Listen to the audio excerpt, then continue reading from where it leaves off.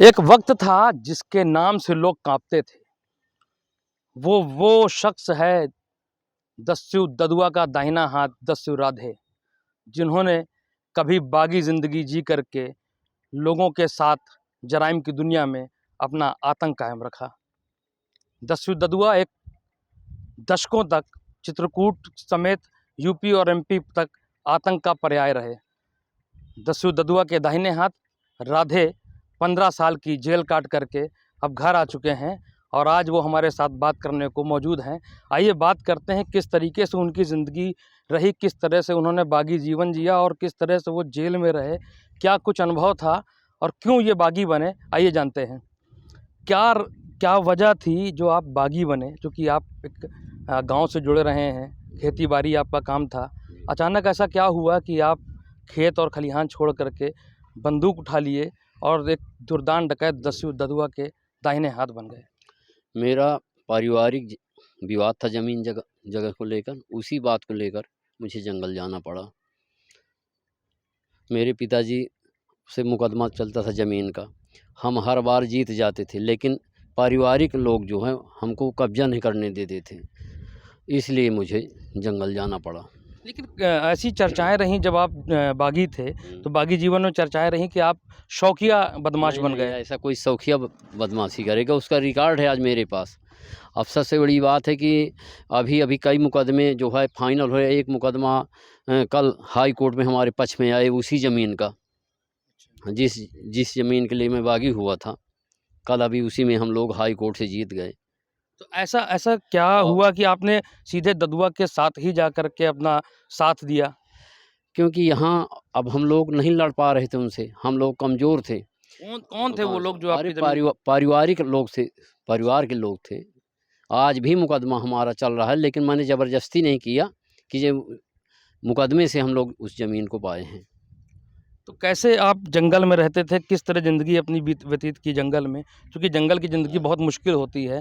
Police से किस तरह से सामना हुआ? कितनी बार सामना हुआ? पुलिस से तो कई बार सामना हुआ, कई दर्जन बार सामना हुआ, लेकिन सब बच जाते थे, किसी तरह निकल जाते थे। जंगल में किस तरह रहा करते? क्योंकि जंगल बहुत मुश्किल। जंगल में जैसा बरसात है तो वहाँ हम लोग जो है कैंप बना लेते थे। कैंप बनाकर महीना 15 दिन एक जगह रहते थे, और राशन पानी जो शहर से और गांव से आ जाता था, जो हमारे मतलब मददगार थे, वो सब लोग वहाँ भेजा देते थे। गरीब वर्ग जो पाठा क्षेत्र का जितना हर जात समुदाय के लोग मदद करते थे हमारी। तो ऐसी मदद लोग क्यों करते? क्योंकि कहा जाता था कि ददुआ ने बहुत लोगों का शोषण किया है, मर्डर किया है, तो क्यों? ऐसा नहीं है, सब कहने की बात है। अगर ऐसा होता तो हम इतने मतलब प्रधान, इतने जनप्रतिनिधि बन गए, हमारी सारी जनता क्यों वोट देती? अगर हम लोग शोषण करते, और आज तक का रिकॉर्ड है, कोई ऐसी एफआईआर, कोई एक एफआईआर नहीं जिसकी हमने राजनीति के कारण हत्या किया हो, एक भी बता दें कहीं भी हो।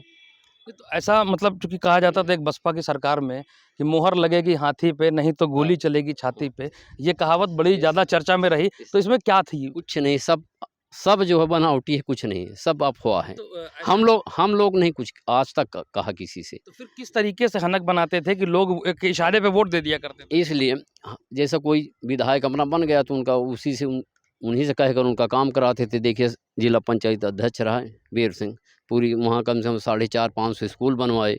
हाँ, बीएसपी सरकार में जो बीएसपी से जुड़े थे हम, मतलब मंत्री उस समय विधायक, वो लोग काम करते थे हमारे कहने से, जहाँ कहाँ सड़कें बनवाना है, कहाँ स्कूल बनवाना है, सब लोग करते थे। कौन से राजनीतिक दल के लोग ददुआ के संरक्षण में आकर के अपनी सत्ता को चलाते थे?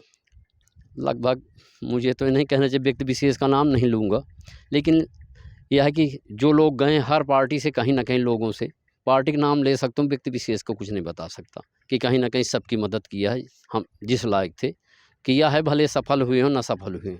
लेकिन तमाम नेता, जब आपने जेल से निकले, आपने जेल से आने के बाद भी ये बात कही कि हमारे हर राजनीतिक दल से संबंध थे, लेकिन जब हमने यहाँ के राजनीतिक लोगों से बात की तो उन्होंने सब एकदम बाइकाट कर गए कि शायद ये सब बातें फर्जी हैं और ऐसी कोई कभी नहीं रहा। आप वहाँ क्षेत्र में जाके जनता से पूछें, मेरी बात ना माने, जाके पाठा क्षेत्र में पूछें, गांव में जाके, तो वो सब बता दें कि मेरे कहने से कुछ नहीं होगा।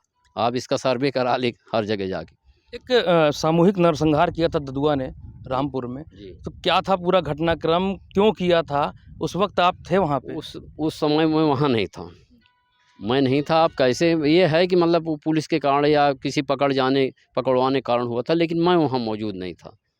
उस दिन मुझे बुखार आ रहा था, 15 दिन पहले से मैं 7-8 आदमी लेके जंगल में था, मैं वहाँ मौजूद था ही नहीं। जैसे आप लोगों को बुखार आ गया, आपने कहा बुखार आया, हुँ। तो बुखार जब आया तो उस दौरान आपको कैसे इलाज मिलता था? चूँकि आपको आपका इलाज करने में भी लोग डरते थे, तो किस तरीके से आप लोगों को ये सब इलाज मिला करता था? गाँव के जो डॉक्टर हैं गाँव-गाँव में, वही लोगों को बुला लेते थे, वो डॉक्टर दवा कर देते थे, पैसा दे देते थे, दवा कर देते थे। किसी को मारते-कूटते तो थे नहीं कि भाई ना ज़बरदस्ती दवा करवाते थे। उनका पूरा खर्चा दे देते थे और कुछ अधिक पैसा दे देते तो आ जाते, दवा कर देते थे। अच्छा, ददुआ की जो छवि थी, वो कोई कहता था कि एक दुर्दांत डकैत है, तो कोई उसको रॉबिन हुड की छवि देते थे। जी। तो क्या सच्चाई थी? आप तो ददुआ का दाहिना हाथ रहे हैं, हाँ, हाँ। क्या थी ददुआ के पीछे की सच्चाई?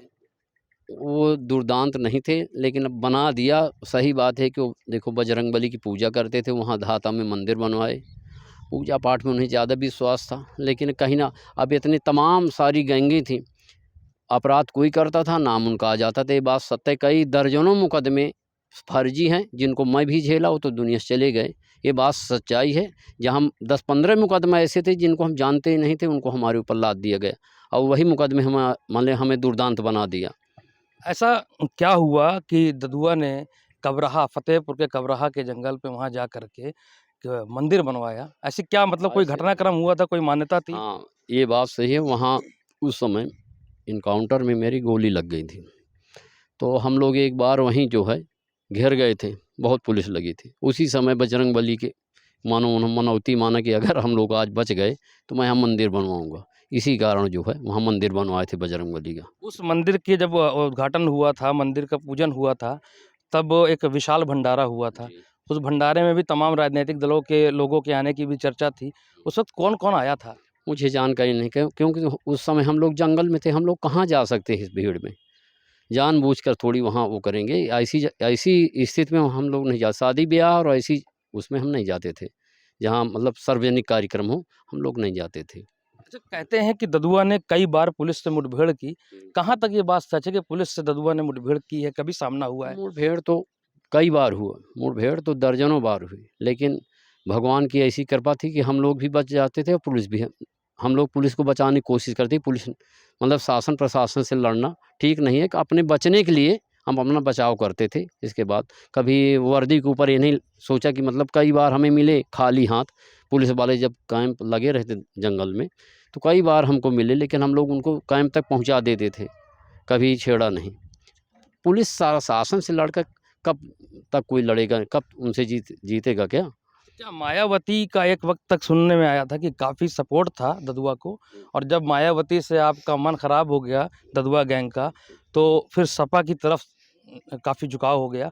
तो क्या यही वजह रही ददुआ के एनकाउंटर की? नहीं, ऐसी कुछ वजह सरकारें तमाम आई गईं, लेकिन कुछ ऐसे गद्दार आदमी थे, उन गद्दारों के कारण ऐसा हुआ है। सरकारें तो तमाम आती जाती रही, पुलिस भी वही थी, ऐसा नहीं है। तो क्या जब ददुआ एनकाउंटर हुआ था तब आप उस वक़्त वहाँ मौजूद थे, तो क्या घटनाक्रम था? क्या हम सच्चाई थी हम वहाँ की? लोग दूर थे तो लेकिन मैं काफ़ी दूर था, वहाँ मौके में नहीं था, करीब दूर नहा रहा था 100-200 गज दूर। ये लोग हमसे पूछ कर चले गए थे, हम लोग वहाँ उनसे मिलने जा रहे हैं। कौन-कौन लोग? 4-5 आदमी गए थे, इसमें 2 पब्लिक के आदमी थे, वो भी जो बेचारे उसी उसमें बाद में हमें जानकारी हुई। लोग कैसे नहा रहे थे। कैसे एसटीएफ ने इसको एनकाउंटर किस तरह के क्योंकि ददुआ की एक तस्वीर तक बाहर नहीं हाँ, थी, बाहर तो नहीं। और पुलिस कभी भी हाथ नहीं लग पाई, कभी भी ददुआ को गोली नहीं लग पाई। ऐसा उस वक़्त क्या रूपरेखा बन गई कि ददुआ को एसटीएफ ने एनकाउंटर में मार गिराया था? अरे! वो तो एक सोची-समझी चाल के तहत सब हुआ। जो आदमी गया था वहाँ, वही सब करवाया है जाके। क्या किया था? अरे! वहाँ वो लेके एक बम जो है बैग में गया था, वहीं रख दिया और बताया कि मैं जा रहा हूँ बाथरूम पेशाब करने, और वहाँ 150 गज दूरी चला गया, वहाँ रिमोट से दबा दिया, हम बम ब्लास्ट हो गया। हम लोग तो दूर थे, जो काफ़ी दूर थे, नहा रहे थे, दाढ़ी-वाढ़ी बनवा रहे थे। बाद में सब काफ़ी देर बाद हम पहुँचे तो वहाँ सब वो था। तो एक आखिरी सवाल और है कि एसटीएफ जब से आप जेल से छूटे हो 14 साल समथिंग 15 साल आप जेल पे रहे, 15 साल बाद आप जेल से आए, उसके बाद से जिला पुलिस हो या एसटीएफ हो पूरी तरह से अलर्ट मोड में आ गई है। अभी कल ही एडीजी एसटीएफ के अमिताभ यश चित्रकूट आए थे और उन्होंने भी दस्यु प्रभावित जो थाने हैं वहाँ के थाना अध्यक्षों के साथ बैठ करके बात की है किस तरीके से दस्यु उन्मूलन पूरी तरह ख़त्म हो जाए। उनका कहना है कि जो जेल से छूटे हैं वो वापस से डकैती की तरफ न जाने पाएँ, बुरे कामों की तरफ न बढ़ने पाएँ, उसको लेकर के पुलिस ने बैठक की है। तो क्या लगता है पुलिस आपको लेके इतना ज़्यादा क्यों संजीदा है, इतना जागरूक है? अब उनका काम है, ऐसा कुछ है नहीं, न होने वाला है। अब तो दस्यु उन्मूलन पूरी तरह से, यहाँ तो मुझे लगता है कि कोई नहीं शेष बचा। और जो लोग बाहर आ गए हैं तो ऐसा तो कभी नहीं सोचेंगे कि अब उस दलदल से बड़ी मुश्किल से तो हम लोग निकल पाए हैं। किस परिस्थिति में हम लोग वहाँ गए थे तो हम जानते हैं कि किस तरह वहाँ जंगल में कष्ट काटे, कितनी मुसीबत झेला। अब वहाँ कौन जाएगा? अब उनका सपोर्ट भी हम नहीं कर सकते जो ऐसा करेंगे। मैं तो सबसे अपील करता हूँ कि इस जराइम की दुनिया में कहीं भूल के ना जाएं। तो कुल मिलाकर के अब देखा जाए तो आपने अपनी ज़िंदगी का आखिरी पड़ाव के बाद, जब आपका आखिरी पड़ाव चल रहा है, तब आप जेल से बाहर आ गए हैं। अब इस उम्र में क्या लगता है आप लोगों की सेवा करेंगे, राजनीति करेंगे या पारिवारिक ज़िंदगी जिएँगे? अभी फ़िलहाल तो देखो, मैं 35-40 साल बाद घर लौट के आया हूँ। अभी मुझे मेरा घर बिगड़ा पड़ा हुआ घर बनवा रहा हूँ। इसके बाद लड़की की शादी करना है, तो फिर ये मान के चलिए कि साल भर मुझे और किसी चीज़ की सोचने की वह आवश्यकता ही नहीं है। अभी मैं फ़िलहाल घर परिवार, साथी रिश्तेदारों के साथ ही मिल बैठ रहा हूँ और किसी को राजनीति के विषय में साल भर मुझे मने कुछ करना ही ना कहना चाहता हूँ। साल भर बाद बाद में सोचेंगे, जैसा होगा ऊपर वाला जैसा करे बाद में देखा जाएगा। लेकिन अभी साल भर मुझे बहुत काम है, घर है, परिवार है, साथी रिश्तेदार सबसे मिलना जुलना, अभी लड़की की शादी करना है, उसमें मैं बहुत व्यस्त हूँ। तो ये थे दस्यु राधे, जिनको बागी भी कह सकते हैं, बागी रहे, बागी ज़िंदगी जी, और अब खुद ये कह रहे हैं कि मेरी सबसे दरख्वास्त है, सबसे रिक्वेस्ट है कि कोई इस जराइम की दुनिया में अब फिर कदम ना रखे। ज़ियाउल हक, एबीपी गंगा, चित्रकूट।